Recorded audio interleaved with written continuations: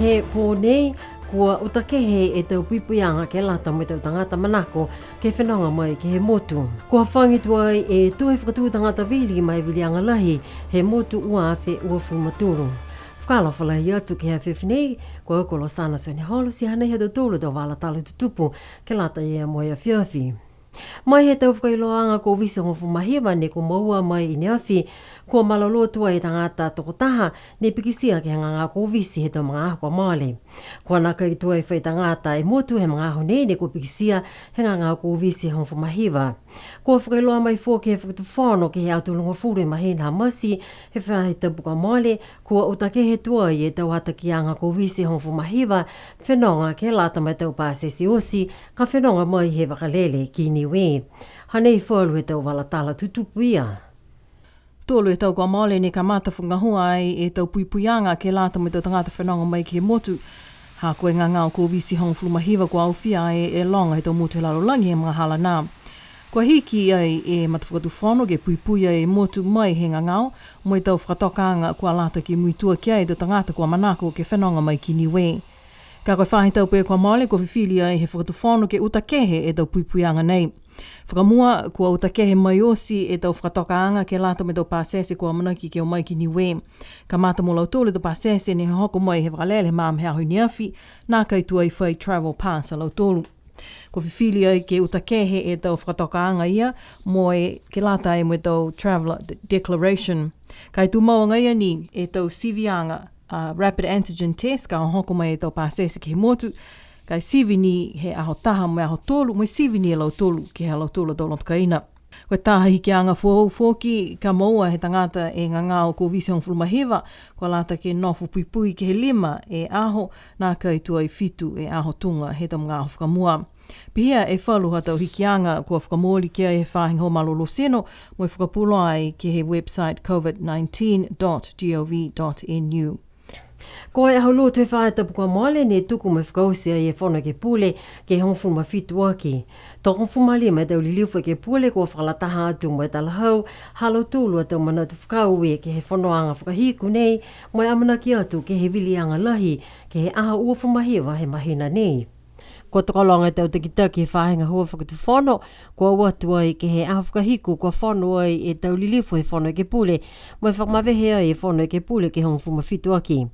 Koe mga aho whoki ke whakakise e tau manatu he tau e ke pule me tau ui whakaue halau tūlu ke lato me tau tūlu tau ka moale atu. Ke he tau ta whaanga ke whono ke pule tau atu ai ke he vilianga lahi kua whakatoka ke he aho whaiumu a ua whumahewa he mahina hapelila. Kua whakailoa ai whoki he whahitapu ka moale he te kitaki he tau vilianga ko Darren Tohovaka, kua whangi ke he tau mga aho nei ke lata ia mo lau tūlu ko manako ke whakatū tangata vili. Ke o atu ke moa e tau langaki he tohe whakatū tangata vili mai tau kotowhanga e ke pule maanga toko hongfuma whaa mo e tau kotowhanga toko ono ke lata mo e tau e ke pule motu. Mai ke moa e tau tohe whakatū tangata vili ki hau whisa he whahinga hua whakawhili i whanua kula. Ko whakailoa ai whuki e tau tutungi ke lata ia mo e tau tohe whakatū tangata vili kua marikisi hake ke he ua se au e tahala. Mai longa i PCN News ko whita ni whalu e tau maanga he whakailoa halau tōlu e tau whono ke lata ia mo e tau whikau lango ia ke he vilianga lahi kua amanaki e atu e motu ki ai he matahiko he mahina nei. Tō whai whakatutalaanga i whahenga hua whakapuloa a Pungipungi mo ia e takitaki lahi he tau vilianga ko Darren Tohovaka. Tō whakapuloa ai ke he matahola ngofuru he mga Pungipungi he aho lotu a Pungipungi ke he leo tawango Niue. Ko e ke pule he maanga ko alufi tuku i lau ko lilifu ko vahenga tukitonga ne whakamawehe ia ke he whono ke pule whakahiku mo pehea ia ko hoko mai tua ia mga aho ke tūhefo mai ia he ko tawhanga ko e ke pule ha alufi tuku i lau. Ko e whakamua nei ko whakailoa paua ki he ke pule ha na manako ke oki mai he ko tawhanga. Ua whae tau he nofi lilifu ko tuku i tonga ko e ke pule he maanga ko alufi tuku i lau, tali mai he mahina hamasi tau tahe a whihiwe seo hivunga fulumahiwa. Ko ia koe whiwhine whakamua kua kautū ke he vilianga ke he nofoa maanga, mo whiwhine ke 5 aki ko maua e kotowhanga ko e ke pule ke he whono e ke pule ha Niue. Koe hana whakamatalaanga ki mawehe mai he kotowhanga ko e ke pule, ko whakise ia hana mou i ngā hua politika. Ngā hua ia ke mga hālane takitaki ai he toko whae palimia, mai he mga hālane takitaki palimia lilifu Sani Lakatani, lilifu Young Vivian, mai palimia lilifu Sir Toke Talangi kwa mole atu, mai palimia he mga hālane lilifu Dalton Tangelangi. Ko ia koe whiwhine ke waki ko whiwhili ai ke eke me o taha i ki pule he whono i ki pule ke mga hala me whakatu whono he lilifu Young Vivian. Koe lilifu ko wainga tuhitonga ko i ki pule he whahifka kotama, whahifka whili, whahinga hua whakamotu, whahinga hua e timini, mai whahi taonga Niue. Toho ko atua ia ke he kotawhanga eke pule ko wainga tukuhitonga, koe whaiaonga tofkausi mai hānanga hua koe whaiaonga he tautahe a whihivisi o hivngo fuluma fitu. Pehe lilifu ko wainga tukuitonga, kua hoko mai toa e mngaho ke tuku hānanga hua koe ke pule ke whai mngaho ke lata mai hāna mga whaoa. Koe mahina kua maole ne whakamawehe fōki hāna toko ua ko saukia tukuitonga ni o keokia ia mai mauianga nei. Ko e takitaki lahi he matakau Pacific Islands Forum, ko lilifu ko Henry Buna, ne hoko mai ke he motu mai ana matakau he whaeta pukua male. Ke whakatutala i hanga o ke he taha tuhi wakai, ko whakakisi ai e whakasilanga he taunga hua, mai au nuiha he atu Pasifika ne whakahingoa ai, ko e ua awhi milimu fulu Pacific Strategy for the Blue Pacific Continent. Ko e tuhi wakai nei ne whakamori ki ai e tau takitaki, he tau motu he Pasifika, he mahena iulai, he tau kwa male. Ko mai kia e BCN News ke whakatūtala mo lilifu ko Henry Puna. Mo pehea ia ko ngā hua mahuinga lahi ke ahi ia ke he tau motu Pasifika. Mo whakatūtala, mo tau matakau ke he kehe mo tau takitaki, ke langona e tau manatu mo tau manako e tau tangata, ke he whakasilaanga he tau matapatu manatu ko whakawee ki ai e tohi wakai nei. Whitu la e matapatu manatu ko e takitakianga mo e kauwhalataha he atu Pasifika, ko e tau momui tangata ke whakamatapatu e tau ngahua whakalaulahi, ko e lewe kianga he mawhala, ko e tau koloa tu fungasia mo e tau ngahua whakapisinisi, ko e hiki kianga he matangi mo e tau le kua tupu whakaofo, ko e tofia mo e tau takatakai motu, mo e tau teke nolo fōu. Talahau mai e lilifu ko puna, longa nei ia ke he tau whanoanga, mo e tau matakau he motu he whahi tau pue kwa mole, longa e tau manatu, laulahi hangau ia ke he toko ngā hoa he tō tangata he motu ko Niue ke fua, mo e haha mo e tau ngahua he motu, ko e tahania nei he tau mana kua kehe mai a Niue, mai he whalo motu he Pasifika. Ka longona fōkia ia e tau manatu fia, he tau tangata ke ngahua mo e foli atu ke he tau monue na i mua. Whenonga atu fōkia ia ki haonga toko lunga he whahitapu e kwa maale mo e whileweia mo e tau whanau aonga lalahi e wahanga hongfulu maua mo e hongfulu matolu. Kua whakatutala ia ki he mahuinga he tau he mahani me anganga ke fōli me ngahua whakamakamaka ke langa ki hake tau ngahua he motu mo e atu Pasifika. Hako lau tōlu tau whanau nei koe tau takitaki a noiha ki a si hake mo e takitaki e mawhala he tau ngahua he motu mo e tau ngahua he Pasifika. Ko e taha loea mai he motu ko Sweden, ne kumilangatai atu e whakatuwhono Niue he tautau kwa male, ko ba Bromage, ko liu mai tua ia ke motu he whaitapu kwa male. Pehe mai a Bromage, ko a whiawhia, a ia ke hoko mai ke whakailoa me whakatutala mai tau takitaki he whakatuwhono, hanga uia ke taha tuhi ole he whakatuwhono Niue, ko tuku atu ke he whakawhilianga lahi he motu ko Sweden. Ko iloa ai mo e talianga he whakawhilianga lahi he tau motuna he motu ko Sweden. E toruhia he whakatuwhono Niue ke tātu e tohi ole ke langona ai mo e whaiwhilianga ki ai e whakawhilianga lahi he motu ko Sweden hanga ia ke he .nu. Talahau mai a Brumaka koe tohi ole nei, kua lata ke puleni e whakatuwhono Niue ke he .nu, mo e uta kehe mai he tahamata kaupisinisi ne whai maua tupe ke he .nu ke he longa tau tau.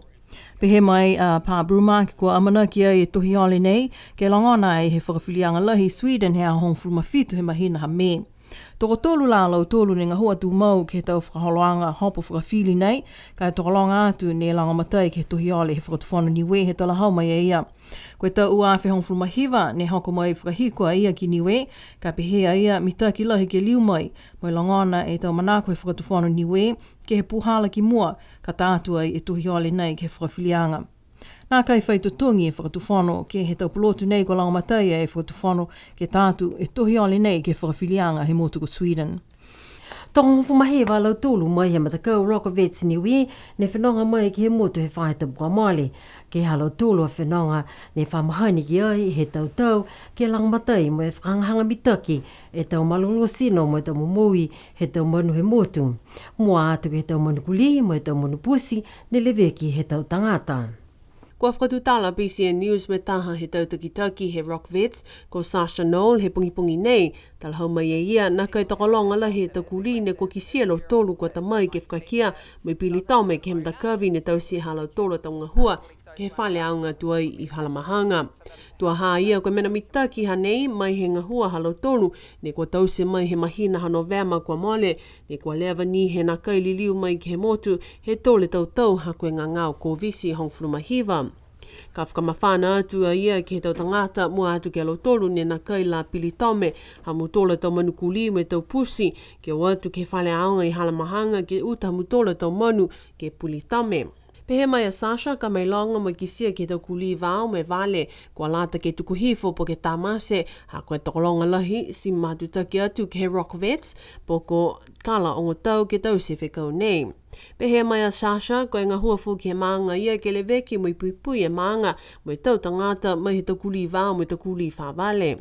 Kua whailo atu he whahi ngā hua leo leo ke whahi tapuka mole, ke tau tangata he motu ke watu ke whale ngā hua leo leo ke whakamau ha mutola tau manu kuli mo I tau tongi halo tola tau tuku hau. Ke he whano e ke pule he ahu ua he whahi tapuka mole, pe he mai ki pule he pataanga he tau whahi ngā hua he tau koloa tu funga sia, lilifu mona inu kua ono te whakatu whano, he mga honei ke he mata whakatu whano he tau whakamauanga tuku hau he tau kuli ke hiki. Ha koe taha he tau le koa ne koa uka I tau tangata ke totongi mo whakamau halau tola tau kuli ha koe tau totongi koa tokolunga. Koe aho whakahiko halau tolu he aho tuloto he whahitapu nei ke utaha mutola tau manu ke he Rockvets. Ke he whahitapu kua mole ne whakahoko ai whalu a tau whakatutalanga mahawinga ke he whale taonga Niue I halamahanga hanga wia ke whakaweanga ua awhi mo lima ke leveki mo whakapuloa lahi e tau taonga ke kehe. Kua kau whalataha e matakau ngā hua ha taonga Niue, mo tau matakau Niue National Commission mo UNESCO, a pia ke whakahoko e tau whakatutalanga nei. Whakatutala BCN News mai takitaki he whahinga hua taonga Niue moira e ne tama he aho lotu he whahitap kua mole, hanga au ia ke whakaweanga kua whakatutala me whakanga hua lo tolu ki ai. Whauanga ia e whakaweanga nei ke hiloanga he tautangata. So koe mena lahi ia ke mailonga mo iloa he tau tangata e whiwhilianga ha Niue he tau e awhi me hongfu mahiwa ke maua e tuanga nei. Mai whoki he tausianga ia, ko e tautau I tua ne whakamore Niue ke taha whakaweanga ko e World Heritage Convention e taha hewa whitong whumau e tau e awhi me taha. Si pia whoki ni mo underwater cultural heritage ne whakamore ka Niue he tau e awhi me hongfu mahiwa. Hae whoki e whalo whakaweanga ne ke leveki mo I puipui e tau taonga ha Niue ki loto he tau whakaweanga nei. Kai mai whoki he tau mneia longa e tau matanga hua ke muitua ki ai si nā kai lahi whoki e mga hau tolu poke toko longa e tau tangatanga hua ha tau tolu he motu ke tau se tau whikau ia. Kua mea ki taha he tau pulotu ko Dr. Elise Huffer ke whanonga mai ki he motu he whahitap ko mole ke whakahoko whalua tau whakatutalanga nei. Pe he mai a moira I ne tama taha he tau matapatu uho he tau whakatutalanga nei ke mai longa mai whai mamanga e tau tangata he motu e whakaweanga nei ne kua whakamolia Niue ki ai he tau uaf me hongfulumahiwa kua mole. Nā kai la ki sia mitaki po ke mai longa lahi he longa he tau matanga hua whakalau lahi e tuanga he tangata Niue ke he tau matanga hua ia so koe whakaweanga nei whoki ke mai longa e tuanga whoki he tangata koe tangata tufunga, koe tangata tāwhakasino, koe tangata lalanga, po ia koe tangata tohi mo e tausi ki whanga koe hakolotolo sia ne mai ke whoki ke tuku atu e tau mena ne mo e lotolo mo e whakatolomaki atu ki mua whoki e longa he tau pale mo e laumatai tau whakalaulahianga he motu. Pēnā hatu tōlu a tau walatala tutupu ke lata ia moi a whiwhinei he nono wha me munui nei pō, tō liu a tau tōlu ke whileweia ke he whahi tau pukahau, munui nei pō.